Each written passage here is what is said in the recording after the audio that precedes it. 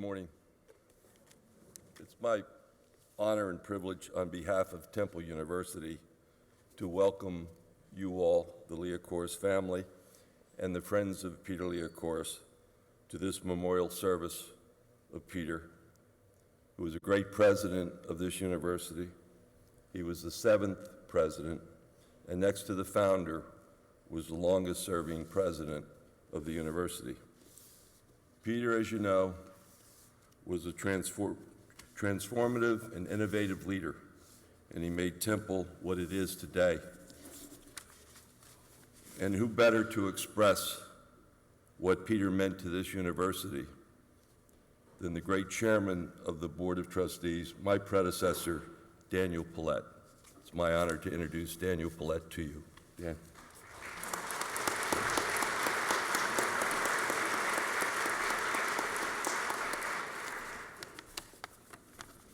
Good morning. When Peter Liacouras was your friend, and he certainly was my friend, you didn't need a lot of friends. He was loyal to those he trusted, and he responded to any need you had. It was rare for any member of my family to have an illness or a concern, so I couldn't depend on a call from Peter saying, "What can I do to help?" And that was not a hollow call. That was a meaningful one in which Peter would put himself out to help you in some way. I had that experience with Peter many, many times. Peter transitioned Temple from a commuter school with limited campus life and limited campus housing to a dynamic and vibrant urban university. During his tenure, it was his unique fortitude that helped him steer Temple through sometimes stormy waters to his position as a nationally recognized resource of both undergraduate and graduate excellence. There are many here today who work closely with Peter Liacouras, and many are his friends. Dick Fox was his board chairman, and they shared a long and warm relationship. In fact, our current chairman of the board, Patrick O'Connor, had served as a trustee with Peter 30 years ago. There are many here today who knew Peter on many different levels and enjoyed enduring relationships with him. Peter placed Temple's image ahead of all other considerations. Many years ago, we had occasion to travel to New York City for a meeting with Howard Gittes. The party consisted of Peter Liacouras, Dr. Milton Rock, John Haas, and me. I offered to arrange and pay for the transportation, so I purchased 4 first-class tickets to New York on the Metroliner. As soon as we got on the train, Peter expressed discomfort over the first-class tickets. He explained that it did not look right for the president of Temple University to be traveling first class to New York City. We all reassured him, and with great reluctance, he joined us in the parlor car. We had only been seated for a few moments when a total stranger approached us and asked Peter if he was the president of Temple University. Peter smiled, said yes, and stretched out his hand in greeting. The man did not shake Peter's hand, but only said, "How can you afford to spend university money and travel first class to New York City?" And then he walked away. Peter immediately left us and found a seat in coach. Peter Liacouras was without pretension. Peter was a wonderful father and family man. The Liacouras family showed their love and respect for Peter during the long, sad vigil of his illness. He was treated with love and tenderness by his wife, Anne, and by his children and by his grandchildren. Temple students, its graduates, the city of Philadelphia, and the Commonwealth of Pennsylvania are all the richer for his years with us and his enduring legacy. For Peter, every barrier was a doorway. Every rejection was a second chance. Every challenge was just another opportunity.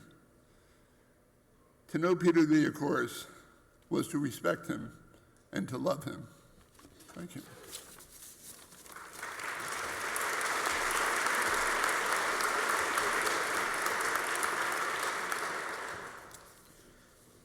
I had the opportunity to work for Peter in various roles over his 18 years as president. Over time, I learned that there was not just one Peter Liacouras. Peter had multiple personas. Each was a genuine character, each a real original. Let me mention just a few of the many personas. There was combative Peter. In this persona, he was competitive, in your face, not afraid to offend, and spoiling for a good fight.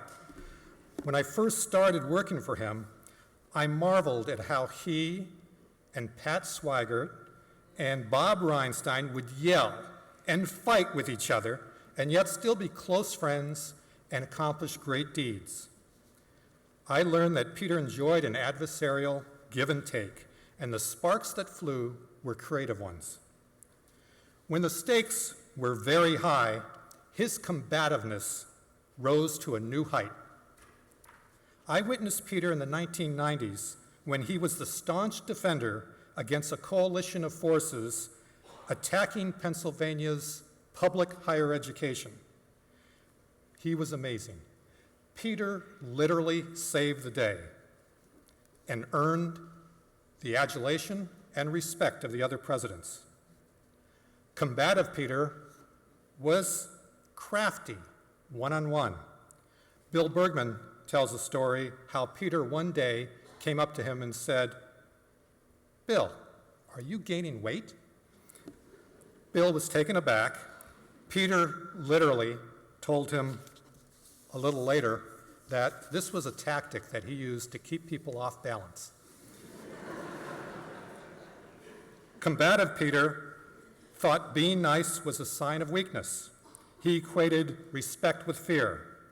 He used to tell me, "Dick, you're too nice. You can't be nice. You'll get eaten up. You have to be tough with them." Combative Peter was not Mr. Nice Guy. Paradoxically, there was a second Peter who was a very nice guy. Compassionate Peter was extremely warm and considerate, and especially sympathetic with those who were most in need or most hurting. When he walked the campus, he knew people by name. He knew their personal stories and their hardships. He was extraordinarily loyal to individuals, especially people who had worked a long time at Temple.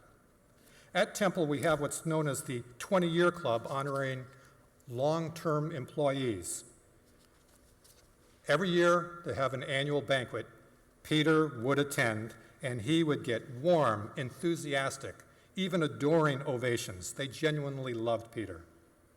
Indeed, the best way for a student to get attention from an office was to get in touch with Peter. Once compassionate Peter heard the personal story of a student in trouble, then combative Peter kicked in and became the student's champion. And woe to the officer or the administrator who stood in the way. Then there was visionary Peter. Jim Hilty, in his terrific book about Temple, expressed it best when he said, and I quote, "Liacouras bent history and changed the flow of events with transforming ideas and dreams. What Peter accomplished was truly, truly transformational. His genius was that Temple would become a destination campus through strategic investments in facilities and ambiance and real marketing. And on January 25th, 1996, there was groundbreaking ceremony for what Peter envisioned as the anchor facility, now known as the Liacouras Center. Since that date, 20 years, Temple's undergraduate student body on main campus has increased by a phenomenal 90%. That's transformational. Visionary Peter shaped Temple's future by laying a solid foundation. But he knew that Temple's successes were the result of the work of many, most notably a strong, supportive, forward-looking, and fully engaged board of trustees. This was a board of trustees under great leadership. Then Dick Fox as chair, and thereafter chairs as Howard Gittes, Dan Paulette, and Patrick O'Connor, all visionaries. I'm sure Peter was very gratified to see that the board and subsequent presidents continued to build on his foundation and to develop new visions for an even stronger Temple of the future. There was also Peter, the regular Joe. Peter supported the underdog, loved Philadelphia, ate cheesesteaks from Shanks and hoagies from Primo, and never forgot his working class roots. There was Peter, the teacher scholar. He and I co-taught a course in the administration of higher education. We made a good team. I would give a lecture, then Peter would get up and disagree with everything I said. Students loved it, and it really was good. What most impressed me was his care for students and his passion for scholarships. He loved students, they loved him. There was also Taskmaster Peter. Working for him was a challenge. He expected dedication, hard work, long hours, excellence, and even the impossible. Once Jim Hilty and the office staff worked literally all night developing a draft for Peter's testimony before a U.S. congressional committee. Minutes before his testimony, Peter took the final draft, pulled out a thick black felt pen, scribbled literally all over the document.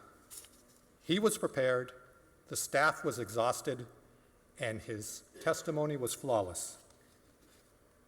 The joke going around the office was that if someone ever received a doctor's diagnosis of only a few months to live, the person should spend the time working for Peter because it would seem like an eternity.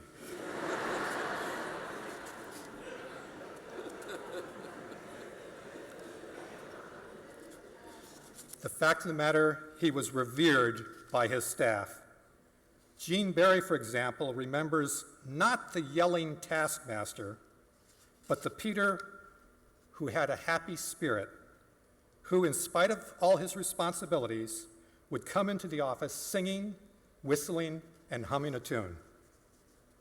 There was social justice Peter, dedicated to fair play, the dignity of every human being, righting the wrongs of society, especially toward racial minorities and women. There was creative Peter, thinking outside the box. There was fun-loving Peter, inviting staff to his shore house for a morning meeting and then an afternoon of playing quoits and body surfing. There was even Peter the jock, throwing elbows as he played basketball. Peter was a remarkable, inspiring, engaging, complex leader with numerous personas. The word persona actually comes from the Greek tradition of actors wearing different masks during their performances. Peter was a master at juggling many masks, strategically tailoring different personas for different circumstances, but he still always remained genuine. Before I conclude, I want to convey my most sincere condolences to all of Peter's family, and we really join you in mourning your great loss. We at Temple owe all of you, the Liacouras family, just a tremendous debt of gratitude for lending Peter to us for so many years. That meant so much to us. We mourn the loss of these multiple Peter Liacourases. I, for one, am comforted by one additional persona, Legacy Peter. Legacy Peter will endure for generations to come. When we visit the Liacouras Center, or stroll down Liacouras Walk, or ponder Temple's greatness, we should give thanks for the man the man who devoted so much of himself to our university, who was widely beloved, who dared to bend history, who reshaped Temple University's main campus, who was a fierce defender of those in need and those denied social justice. We will greatly miss Peter, but we will never forget him.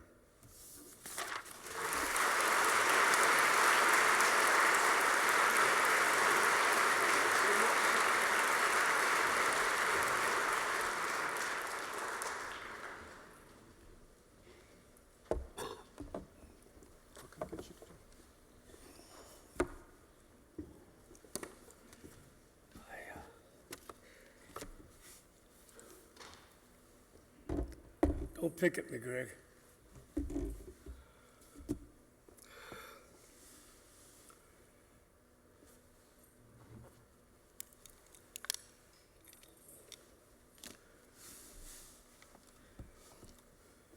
Greg, Jimmy, Lisa, and all of your wonderful family members, I see one face today.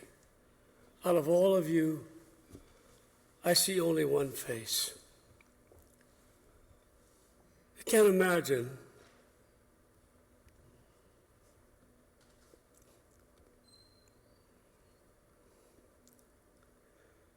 if I get through this, I want you to bear with me because I have some stories you've never heard.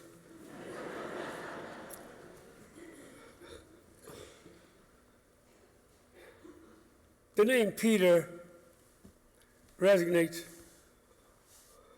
and reverberates throughout this community, but far greater than that, I can say to you that this room is multiplied by so many more, many, many more.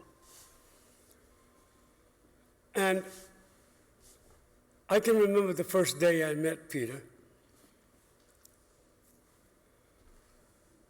One of our guys who's in this city by the name of Sonny Hill had me to go up to Seton Hall to be interviewed for a job. I was just appointed as Teacher of the Year by Governor Thornburg. We had just won a national championship at Cheney State, and I got a call from one of our great leaders who was shot to death by the Seminolese group out in California by the name of Marcus Foster. Some of you should remember him. He's a great man, great educator. And he also endorsed me to go to Seton Hall. But unbeknownst to me, Sonny Hill had other ideas. For he was waiting at the 30th Street station as soon as I got back from the interview at Seton Hall for the coaching job there. And from there, he took me to the Bellevue, Stratford, where I sat and had dinner with Peter. I didn't know Peter. We talked, and he only asked a few questions of me.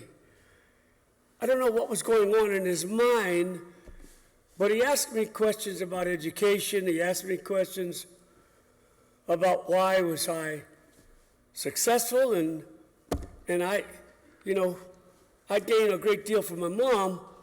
It was so simple to say that I just worked hard, and I was honest, and I cared.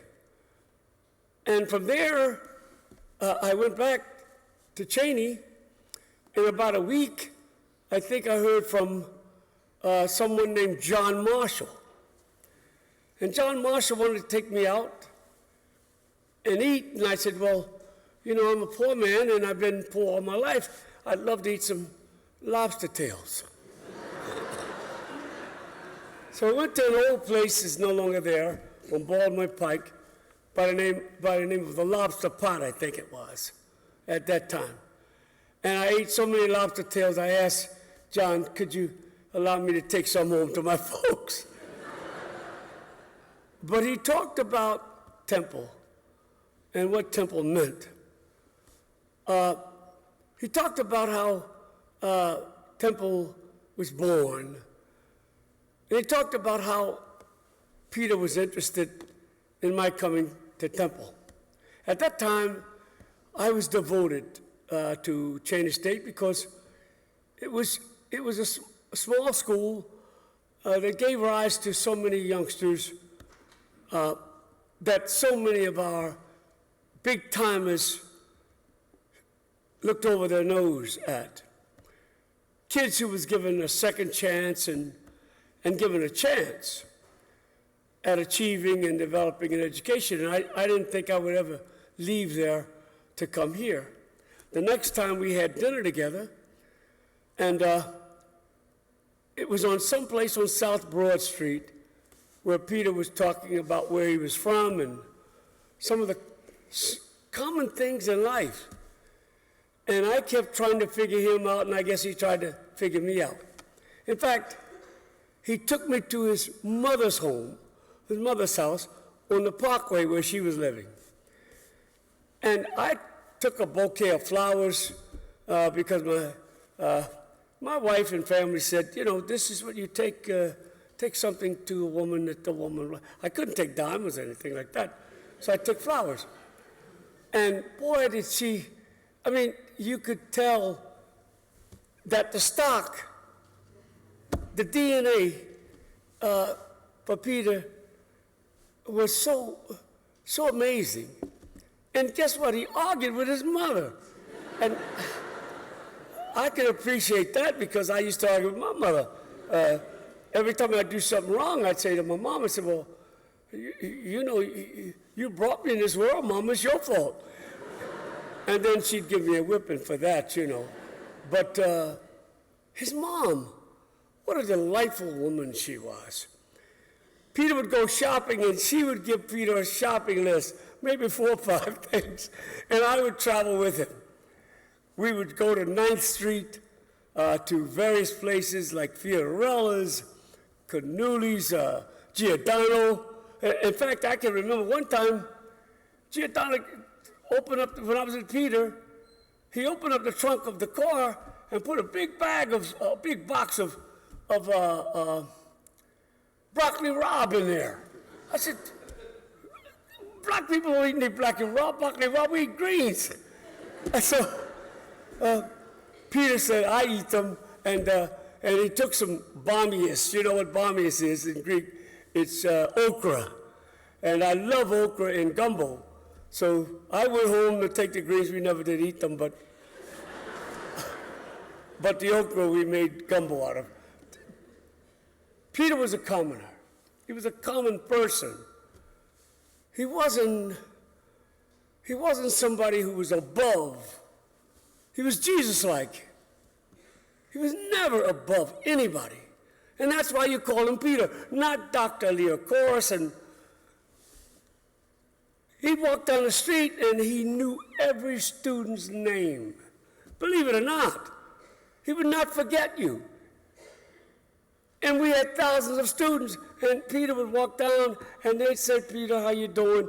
And he would greet them with just Peter. I tried to figure that out. But I finally decided to come here. But we sat down and we talked.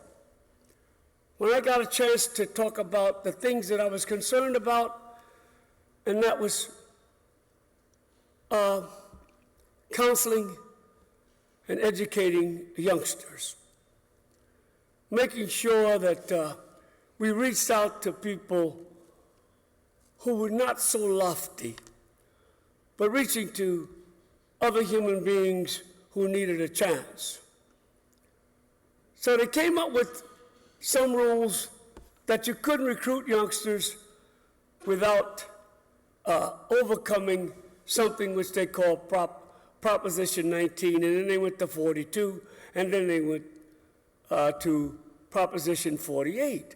Each one of them had a baby, you know, along the way in terms of recruitment. Peter talked about the fact that we needed to increase the enrollment here. And we talked about this was basically a commuter school. We had a lot of students, but a lot of them were commuters. And there had to be growth. But one thing he mentioned to me that really influenced me more than anything else, vision. Everybody, I don't care who you are. That vision, he said, and I remember distinctly, if the vision doesn't work out, it doesn't cost you a damn thing. But you should have a vision. You should have some feeling about where you're going and how you're going to rise above and get ahead. That really, really attracted me. We rode around all of North Philly. We rode places where Peter wanted me to see. He wanted me to see how much of a difference Temple makes. When many others were talking about moving out of the city, Peter said to hell with them. He was someone who believed that this university could make a difference. And the growth of it meant that we needed to have a vision. We needed to get beyond ourselves and get beyond this small idea of having communities. They don't belong to anything. They come, they take, and they go home. And when you go to ask them to participate or to give, we talked about the fact that they give nothing.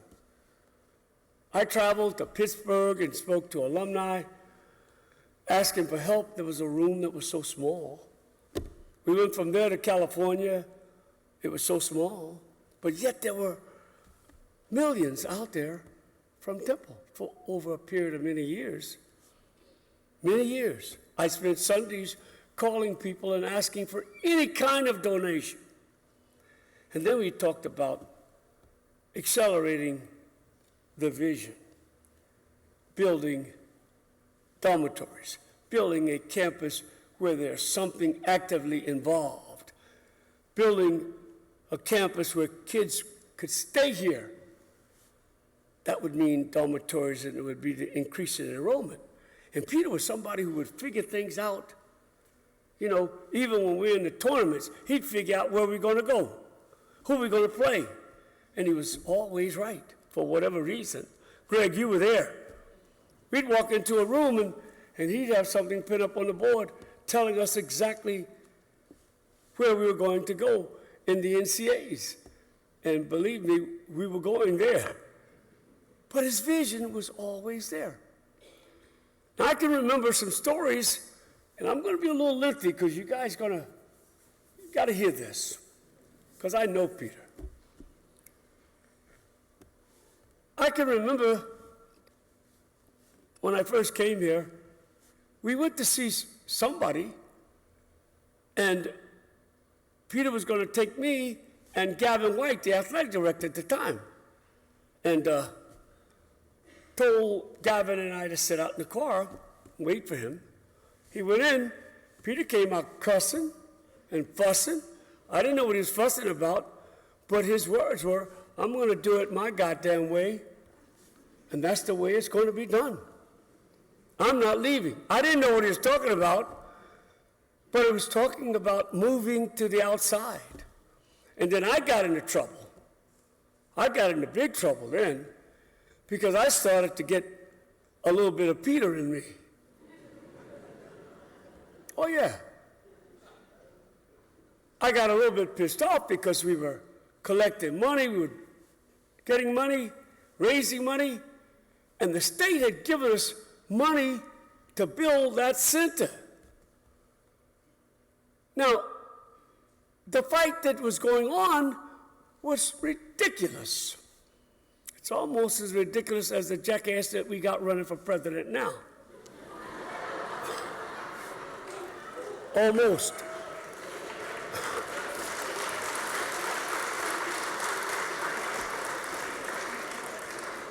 There's something wrong with us.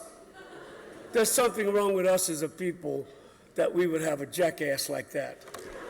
And I'm not kidding you. So I can remember distinctly that Pittsburgh, Temple, and Penn State was given matching funds for $35 million. I don't want to embarrass anybody, but they built their facility in no time, like Shazam. We found ourselves struggling up until the 9th year, when escalating costs over that period of years came. We're still paying for it, all because of a political jackass. And I'm saying that out of my heart. Peter, I'm speaking like Peter. So Peter was scheming. So he called me up, and James White, I don't know if Mr. White's here or not. Yes, he is. You know Jimmy. He sent Jimmy along with me to make sure that I wouldn't do something really drastic.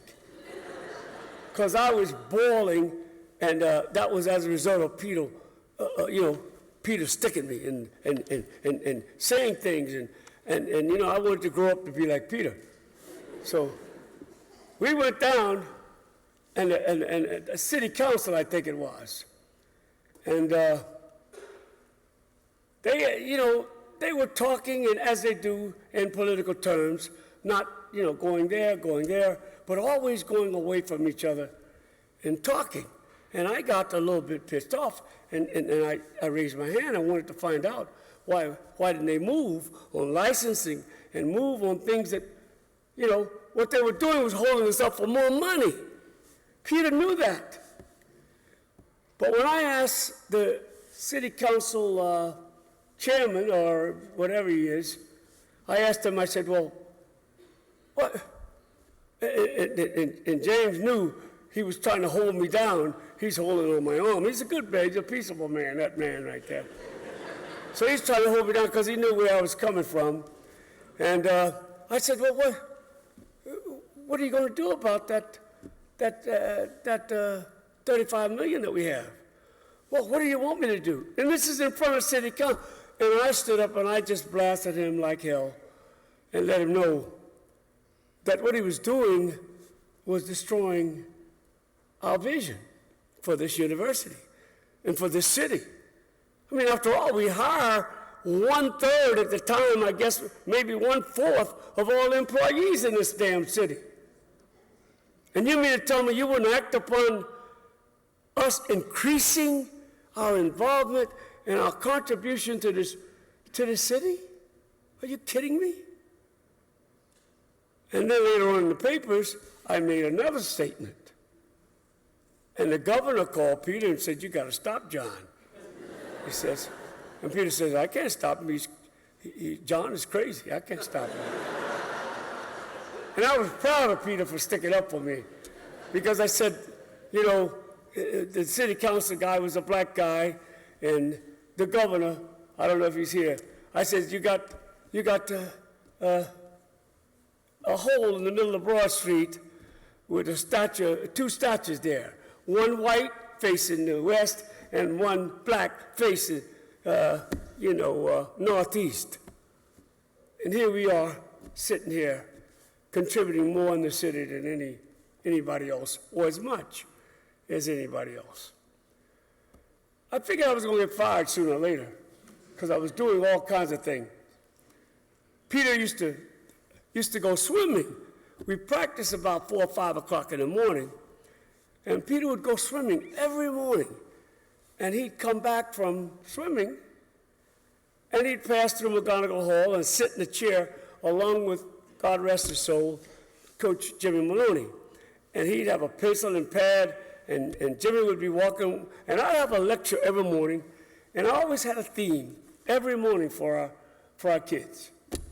I talked about things that was natural to them, things that they could touch, they could feel, they could understand, life, and used examples every time I talk because I had come out of the teaching profession. I had not necessarily a coach without some aspect of teaching, but every morning. And Peter would sit there and listen and listen and listen and write down things.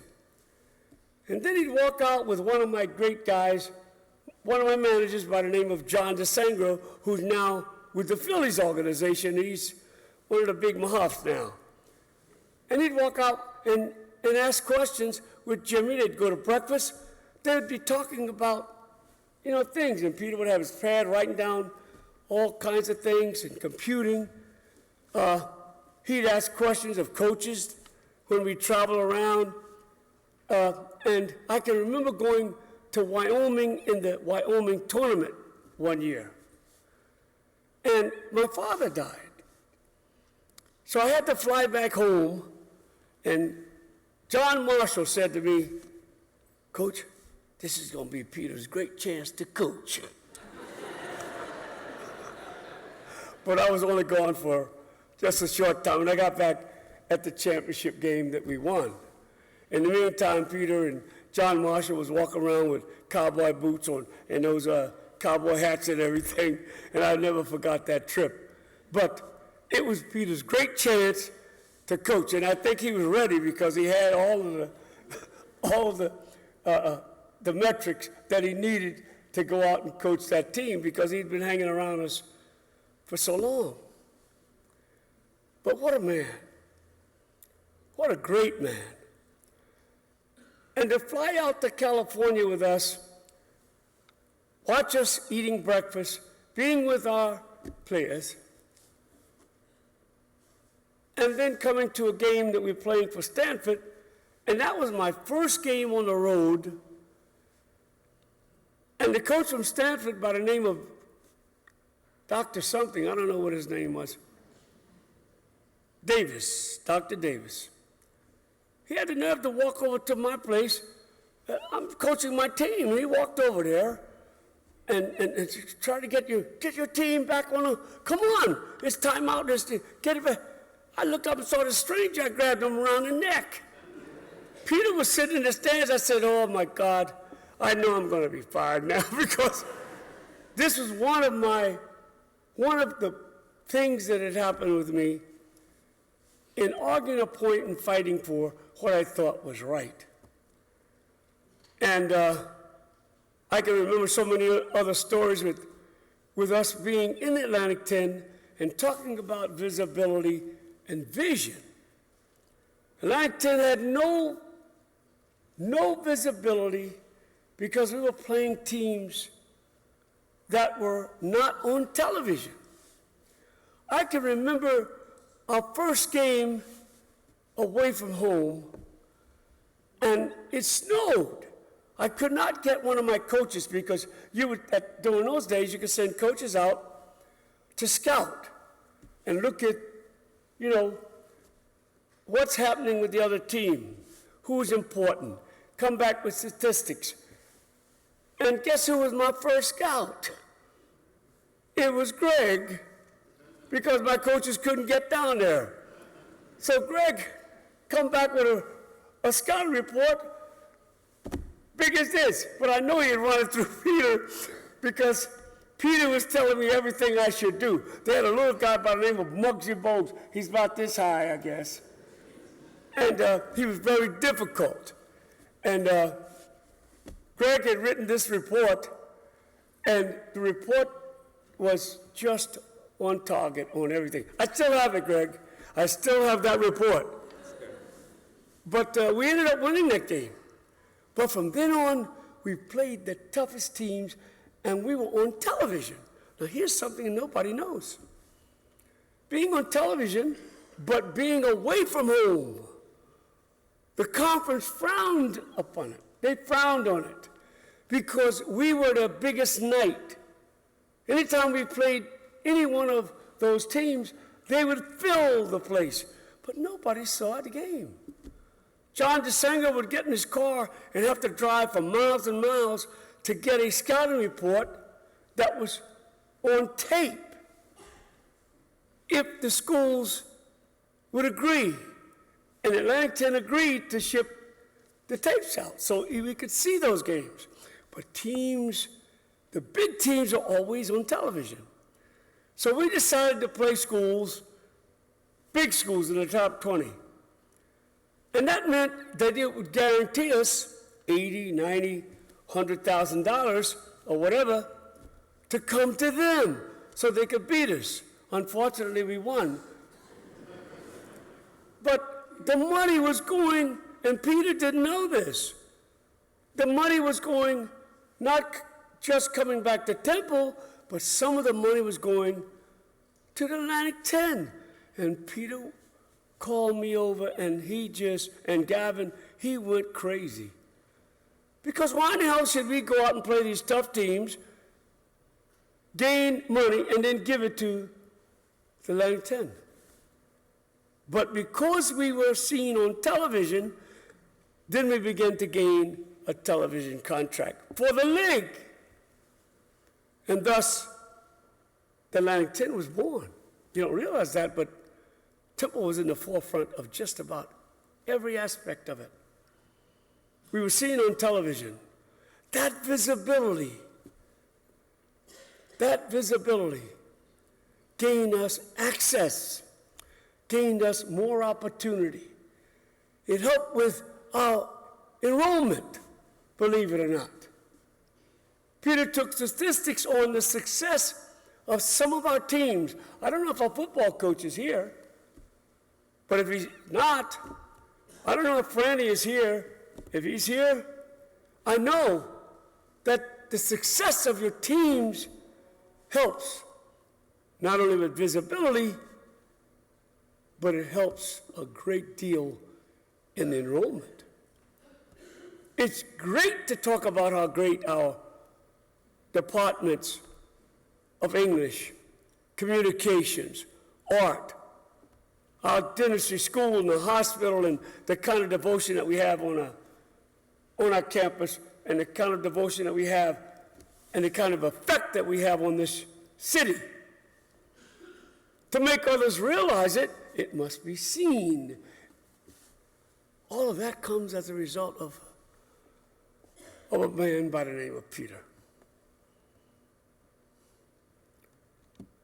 And for you young people, try and understand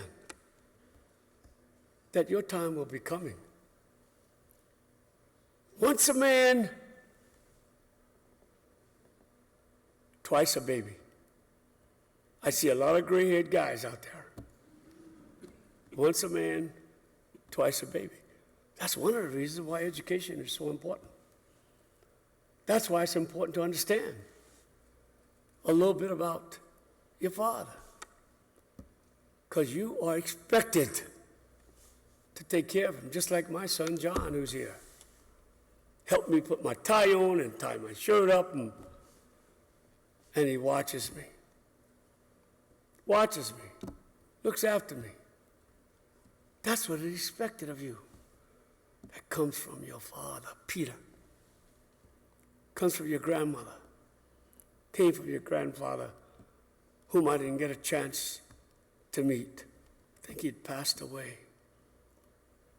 But all of you, there's only one face here. That one face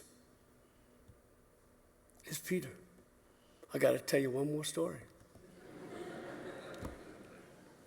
I don't know if he's here or not, but his name is Charlie Theokas. Is he in the house? Somewhere he's around here. There he is. It's right back there. Yeah. Well, Charlie, you know that you called me one day. I got to tell you two stories about Charlie. Charlie called me one day. Coach, on the phone, you got to get over here. Peter's going to fire Bruce. I said, what? Get over here.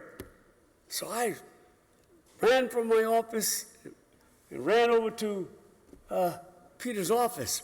And Peter was just standing up, and I mean, he was ready to punch Bruce in the face or something. One of our first football coaches. Is that football coach here? Is the president here? I was going to tell him, don't do anything like this. Only Peter could do this. So I got over there and I said, Peter, what's going on? He says he promised. He just really promised a scholarship to a kid who did not meet the standards. And I said, Peter, wait a minute. We got to eat this mistake. And he says, I'm not eating this mistake. He knew the rules and blah, blah, blah, blah, blah. And Thielke was turning around and spinning around because he felt Peter was going to fire his ass too. So I'm sitting there trying to talk to Peter. And I said, Peter, we got to figure something out. So Charlie ushered him out. So we talked about it and we did figure something out. Peter allowed that youngster to go to summer school, and he was on probation for a year, couldn't play any sports, and that youngster became somebody who was very special. We allowed many youngsters who all graduated from Prop 48. Aaron McKee, who's donated thousands and thousands of dollars, received a city council proclamation about a week ago, he and Fran Dumpy. Eddie Jones, thousands. Mark Macon, thousands. These are all Prop 48 guys who said they could not do it. Temple promoted these people, and now we have Aaron McKee, who's now one of our coaches. That's another Peter. So when I look out in this audience and I see your faces, I see nothing but Peter. Beyond this audience, there are so many more Peters. And don't you, as a family, worry. Peter is still with us and will always be with us. Try and remember. Once a baby, once a man, twice a baby. All of you. You have to, because of Peter. Thank you.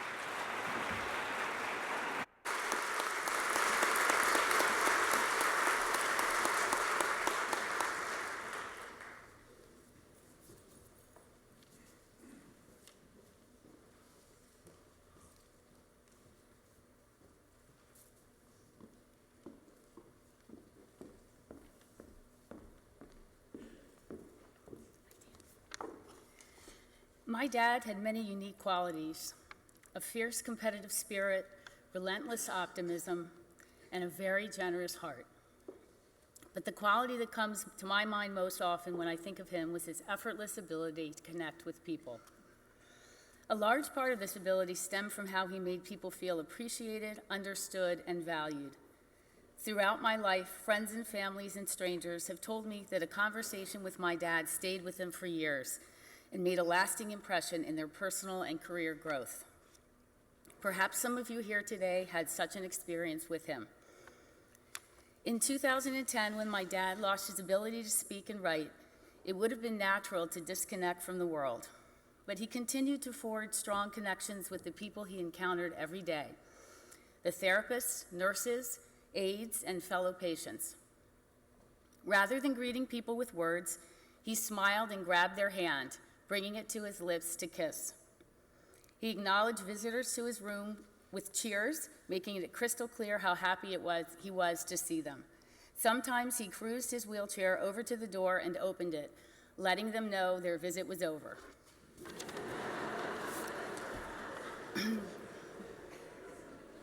By the time he was discharged from Bryn Mawr Rehab, he was affectionately called the mayor by staff.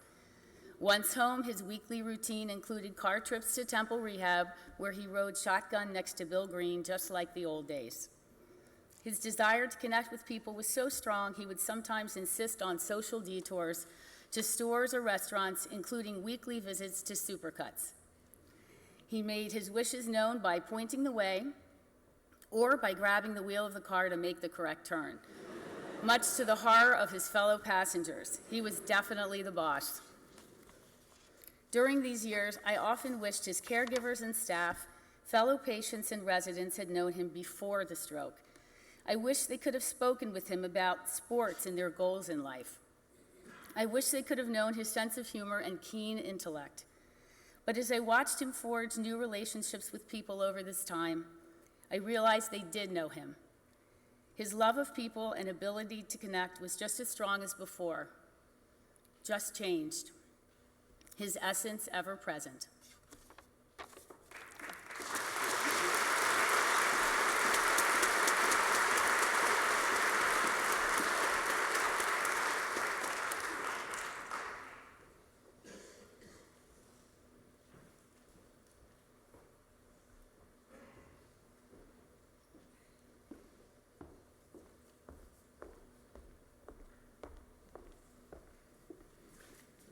All his life, my dad was striving to reach ambitious goals.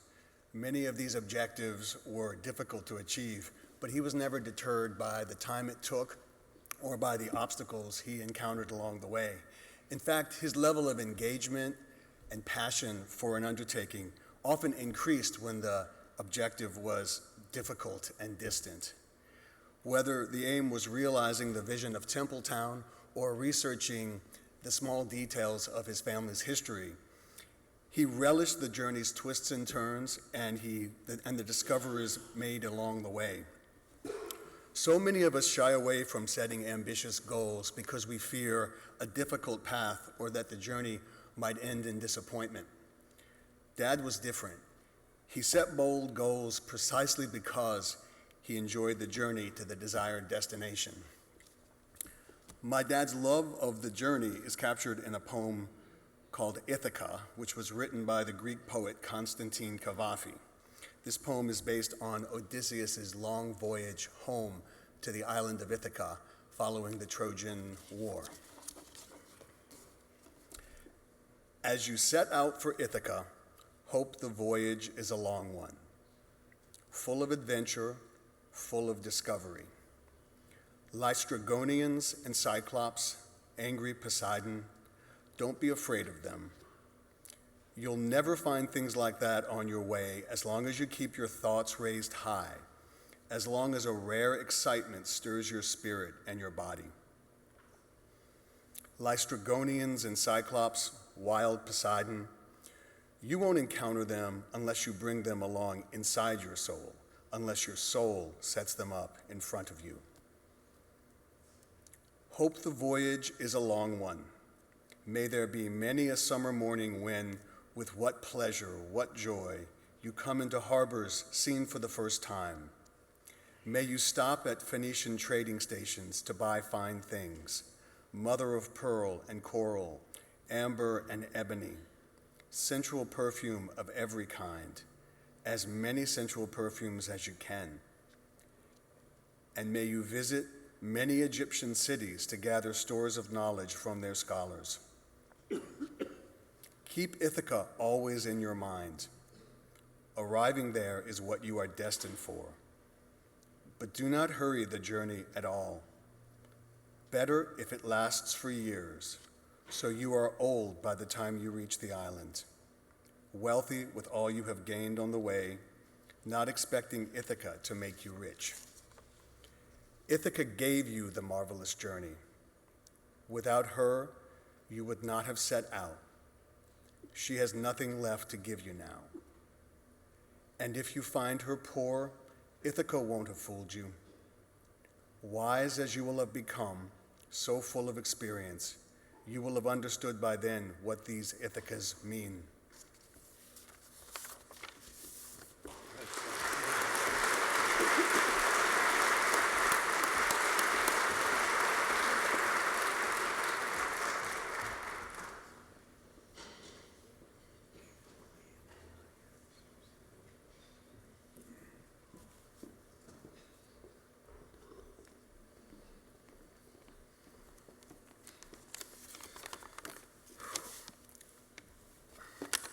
A little too folded here.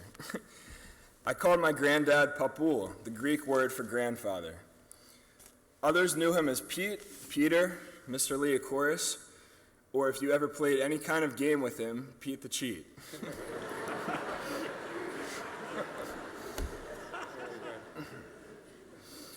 He meant a lot to many people. To me, he was, among other things, the best grandfather.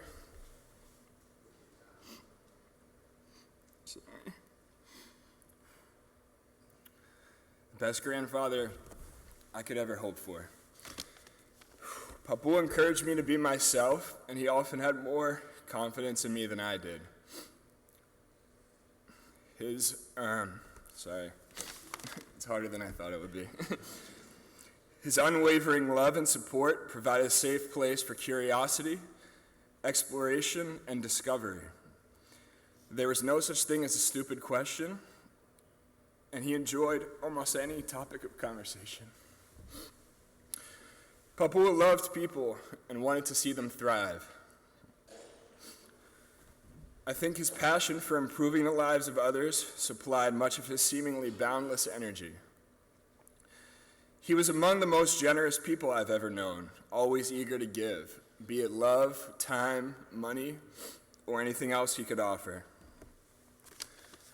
One of my last memories of him before his stroke took place on a hot summer's afternoon at the Reading Terminal Market.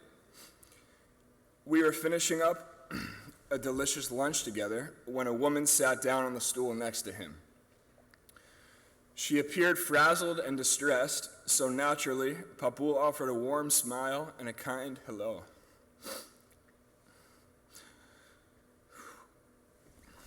Their conversation was brief, as we had somewhere to be, but I'll never forget how surprised and appreciative she was when he paid for her meal.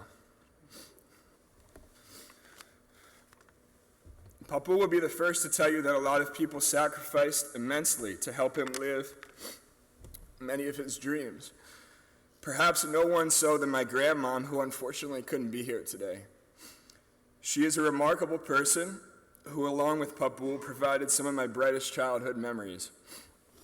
My love and gratitude for her is ineffable.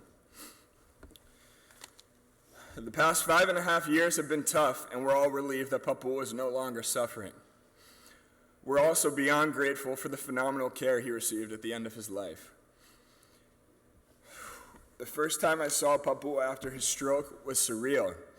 The same guy who could talk with strangers for hours and who challenged me to games of one-on-one while in his 70s, lay practically motionless and speechless in his hospital bed. Life is unpredictable, which is beautiful, but it also means we ought to cherish each moment we're here. Although today is sad, it's also a cause for celebration. Papu lived an extraordinarily blessed life, largely because of the love he shared with the people in this room and others that couldn't make it today. Thank you so much for taking the time to attend this service. I know Papu would have a huge smile if he were here today. Thank you.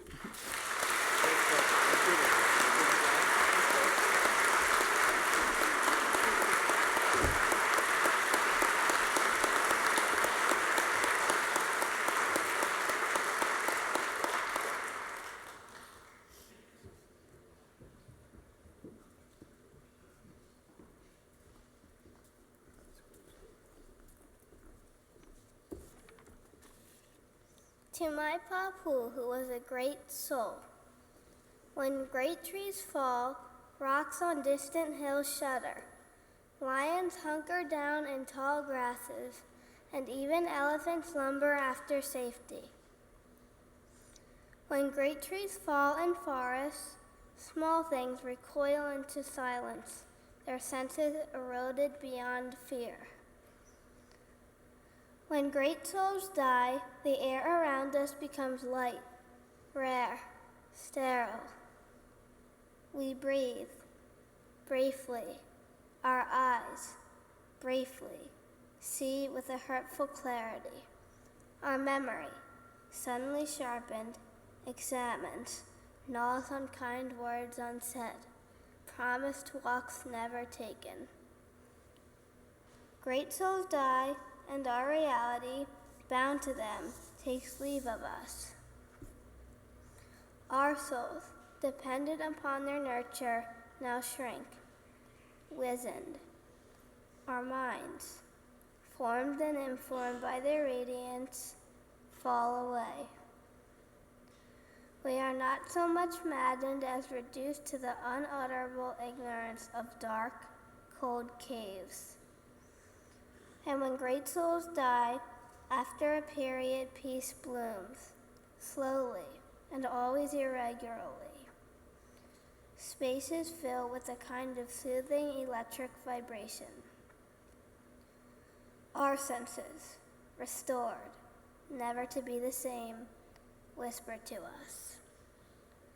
They existed. They existed. We can be and be better, for they existed.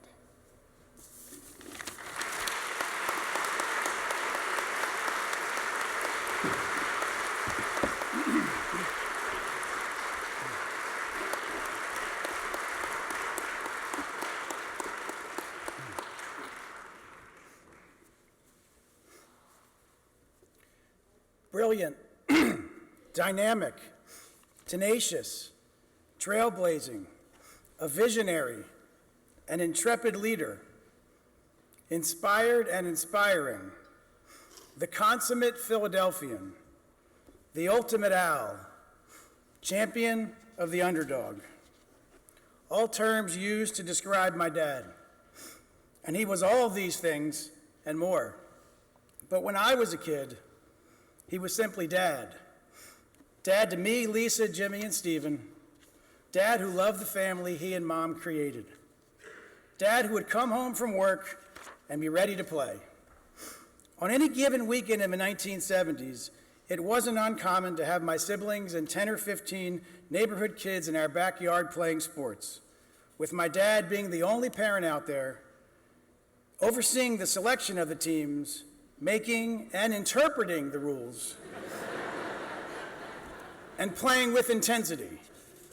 We'd have weekly backyard football games, and my dad, with no shirt, would huddle his team and diagram the plays on his chest. We played legendary games of wiffle ball, basketball, and croquet. If you're wondering how anyone could play a legendary wiffle ball or croquet game in the backyard, well, you never played with my dad.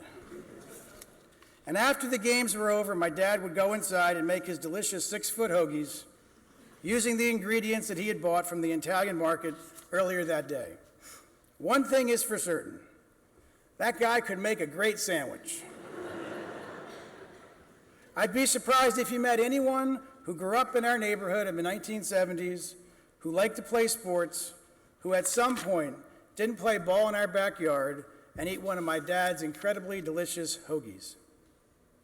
On rainy weekend days and weeknights when we couldn't play outside, my dad would come up with the most imaginative and competitive games. He could make up a game pretty much out of anything and make it so competitive that it typically ended with someone crying and storming off. Since I was the youngest in the family, that person was usually me. We'd play hall soccer games that went on for hours over the repeated objection of my mother. Basketball games with balls of aluminum foil. Games bouncing tennis balls into cups. And week-long air hockey tournaments complete with cardboard scorecards that my dad made and hung on the basement walls. When it came to Temple sports, he was fan number one, and I quickly joined the ranks. From the time I was 7, I would go with him to Temple football and basketball games. Over the years, we must have attended thousands of games together, home and away. We didn't always agree about the coaching decisions, clock management, players' abilities, or the refereeing, but there was no one I enjoyed watching the games with more than him, and I'd like to think he felt the same way about me. For a long time, he was completely crazy about Philadelphia's professional sports teams. We regularly went to Phillies and Sixers games, and we suffered together during the 1970s when the Phillies were terrible and when they couldn't win the pennant, and when the Sixers knocked on the door but couldn't win at all. And then came 1980 when the Phillies finally took Philadelphia out of its doldrums. I remember like it was yesterday, sitting with my dad and my brother Stephen behind home plate, up in the 700 level for Game 6 of the World Series at Veterans Stadium, the three of us joining in the raucous celebration after that final out when the Phillies finally won the World Series. And then just a few years later, my dad and I joyously celebrated together when the 76ers finally won the NBA title. A close second to watching sports with my dad was watching slapstick movies with him. Movies like The Producers, Young Frankenstein, Blazing Saddles, The Pink Panther, Caddyshack, and The Three Stooges, that without fail triggered such boisterous laughs in us that our neighbors really had to have wondered at times what was going on in our house. In addition to watching zany movies, my dad had a penchant for playing jokes on us kids. To this day, I still wake up wary on April Fool's Day because the ghosts of past pranks still linger. In 1970, when my dad took a sabbatical and did some official work for the American and Greek governments, our family spent a year driving throughout Europe in a VW camper. When we kids weren't in school in Athens, we'd all pile into the camper and explore islands and other countries. I recall fondly when we'd reach our destination, putting up the internal cots in the camper, attaching the tent to the door, and all 6 of us sleeping inside the VW. While it was fun for a 5-year-old, it seems to me, looking back, that you'd really have to love traveling like Mom and Dad did to do that as an adult, over and over again. I also have vivid memories of tagging along with my dad on many of his early Saturday morning shopping trips to the Italian market in South Philadelphia. Because he was perhaps the best parallel parker that has ever lived, and because he was uncannily lucky with spaces opening up right when he came by, we invariably would park right in front of Pat Steaks. He would order the cheesesteaks, extra whiz, wid with him, without for me, and we then stood and ate our breakfast. Yes, it was around 9 a.m., so that we would have the needed energy to walk through the market. We would then go to the butcher's, Jules Cardelli or Esposito's, buy bread at Sarcone's or maybe Velati Marinelli up the street, get cheese and other things from Claudio's or De Bruno's, and buy pastries from Iskro's. While walking down 9th Street, my dad would look over the selections of produce at the stands that used to span 3 city blocks.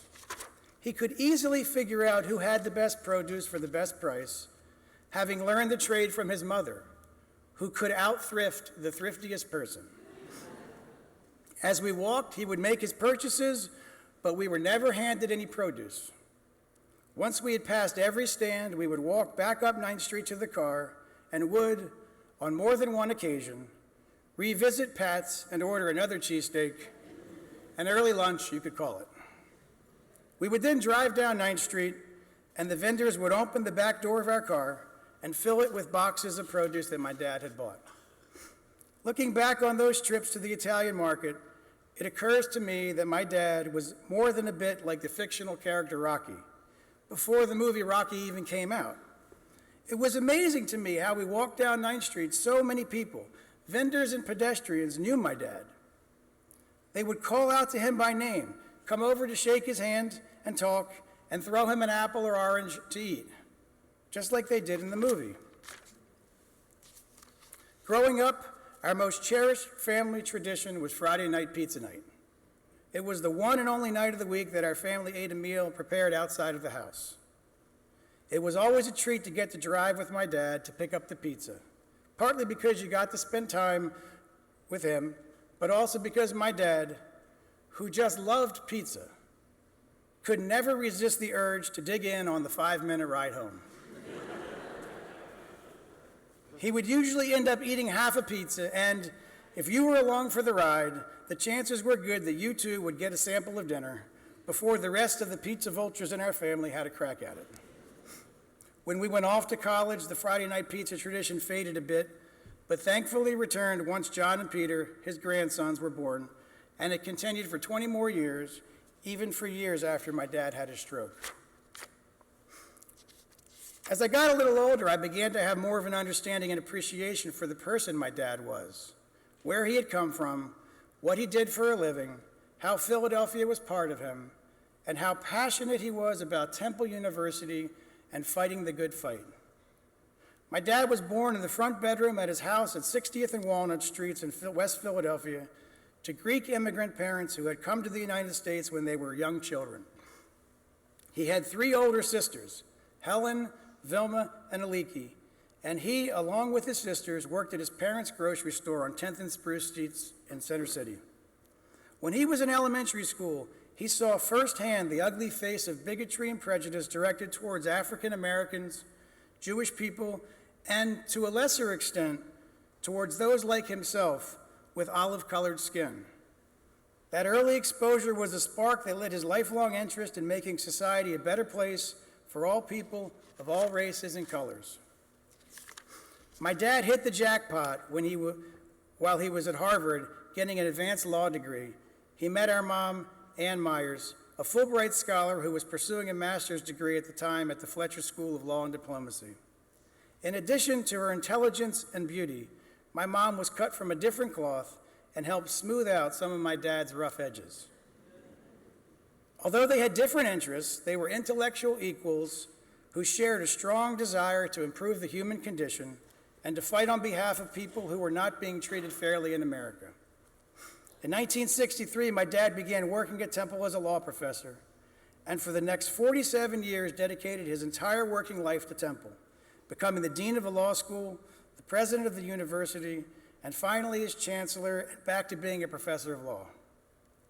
It's poignantly fitting that after his stroke, the only words my dad ever wrote again were his name, my mom's name, and the word Temple. As a law professor, my dad chaired a special committee established to investigate why African Americans and other minorities who had gone to law school were not being admitted to the Pennsylvania bar in greater numbers. After the committee dug deep into the facts, they wrote a report, the Liacouras Commission report, that concluded that the bar examiners had systematically discriminated against non-white applicants. Just 1 year after the report was written, more African American applicants were admitted to the bar than in the previous 20 years combined. His focus on helping those in need was not restricted to this country. In the late 1970s, my dad and his fellow law professors traveled to the Soviet Union to attempt to free Soviet refusenik Anatoly Sharansky, who at the time had been held by the Soviets as a political prisoner. My dad was followed and harassed by the KGB during that trip, and at one point, even though it was against Russian law, he called a press conference to talk to the Western media outlets about the persecution of Soviet Jews. Eventually, Mr. Sharansky was freed, and my dad was able to bestow upon him an honorary degree from Temple. As dean, my dad took the law school to the heights that no one other than he thought it could reach.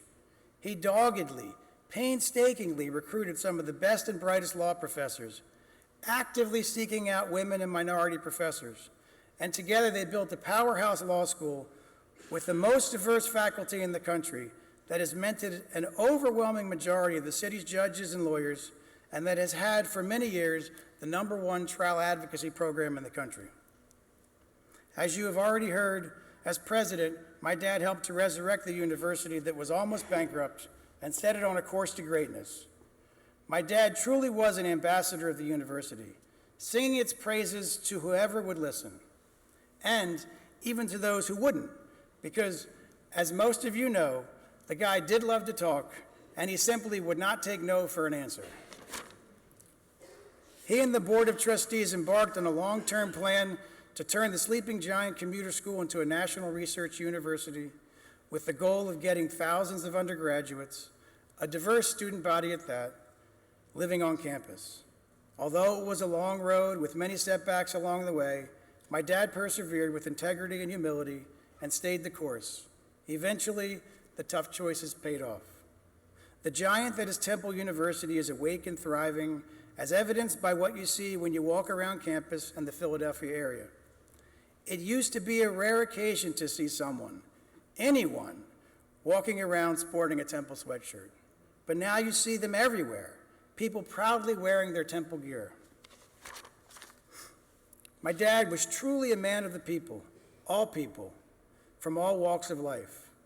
In the course of his career, he spent time with presidents of the United States and leaders of foreign countries, with Supreme Court Chief Justices and governors and senators, with professional athletes and celebrities, and with many of the greatest jurists in the country. Yet he was equally comfortable and actually preferred spending time with students, staff, security, housekeepers, and all of the rest of the people who contributed to keeping the campus safe, clean, and well-maintained.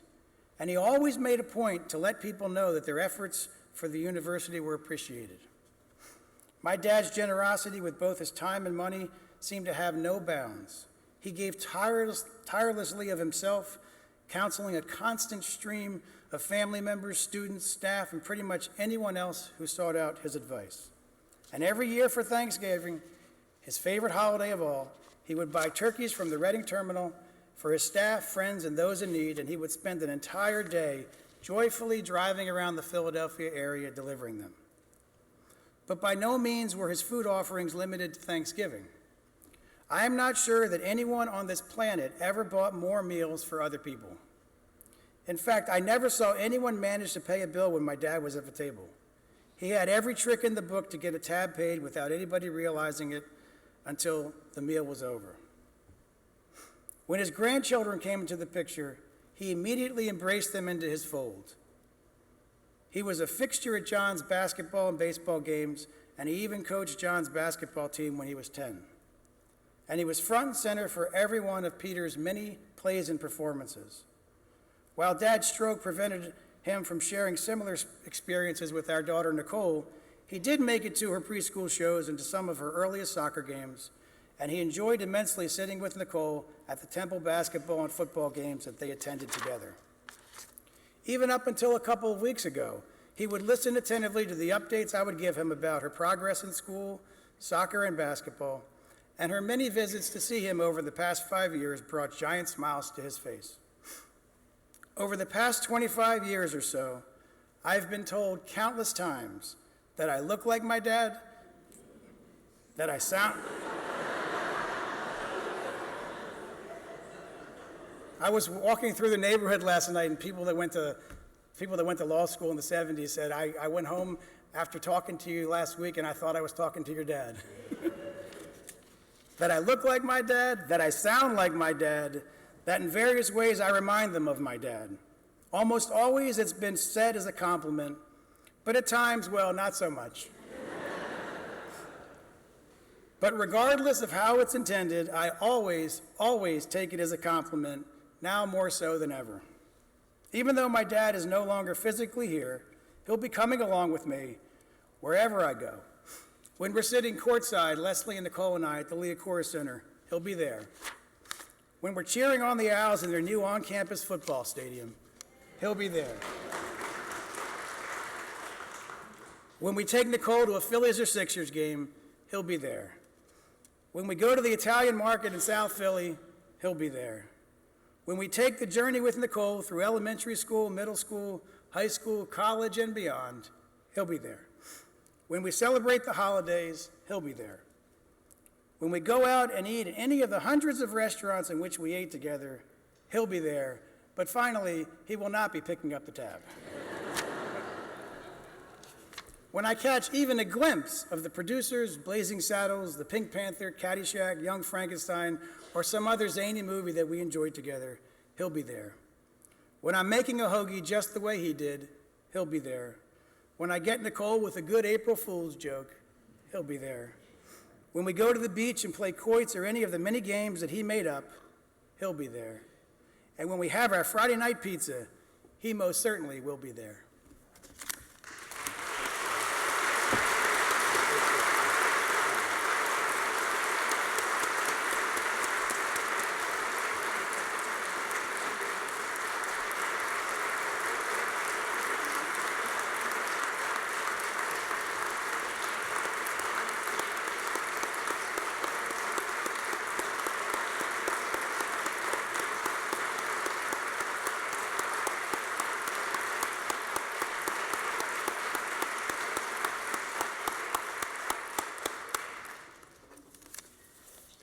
That concludes our program. We want to thank everyone for being here. Afterwards, immediately afterwards, in Mitten Hall, the Great Court, there will be a reception. So please join the reception. The family will be at the reception, so you'll be able to talk to the family there. So please remain seated until after the family has an opportunity to exit the location here. Everyone, will see you at the reception. Thank you.